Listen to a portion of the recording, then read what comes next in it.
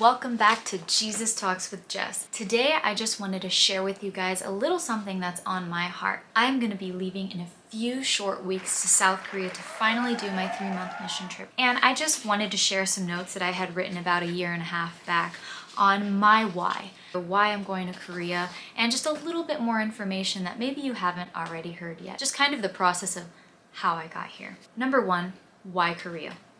So it started back in 2018. God started putting this desire in my heart for travel and mission work. And around the same time that I started getting this desire, I saw some things on social media come up about South Korea and, things on the internet. And I was like, South Korea, that's interesting. And so as I started learning more about the culture and the music and the way of life over there and the language, it really started to intrigue me. Up to that point, I had never really thought much about travel and the whole world. I never even knew that it was a place that I'd be interested in going or that I would even, be able to. So as my interest grew in the country and the culture, I started looking up what faith and Christianity was like over there. As someone who feels called to full-time ministry, I wanted to know, how can I make a difference over there if that were to be a place I would ever end up. And so I started researching and I saw how it was kind of similar to the US. So in South Korea, there's a huge gap between the older generation and the younger generation when it comes to faith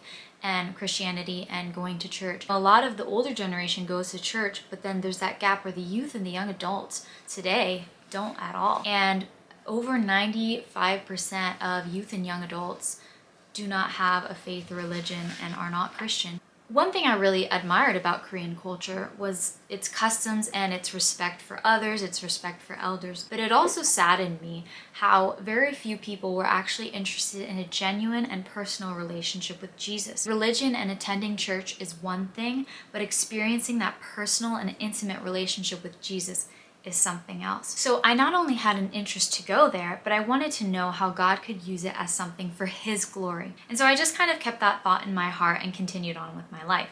I had planned that I would eventually go to Korea, even if it was on my own. But as I entered grad school, I started looking up mission trips, internships in South Korea, and that's how, through an internet search, I came across Chi Alpha. And it had everything that I had been praying for and looking for. It was a familiar denomination. It aligned with my beliefs. It was working with youth and young adults and college-age students and doing campus ministry, right? Discipleship, one-on-one. It was all that I had been looking for, and just found it on an internet search. So as I started the application process, doors just kept opening, and turns out I have family, I have friends that have served with Chi Alpha, that have served in Korea with Chi Alpha, that I didn't even realize before. And so it just seemed like everything was falling into place. And so as God continued to pave the way, certain things were postponed due to COVID and restrictions, and I had to postpone the trip, but God's timing is perfect. And I'm so stoked to be going there a few weeks from now, and honestly, it couldn't be better timing. God is so faithful to complete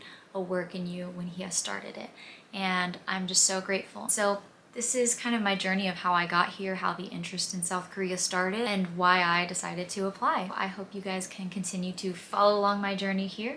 I hope you have a great week, and God bless you. Bye!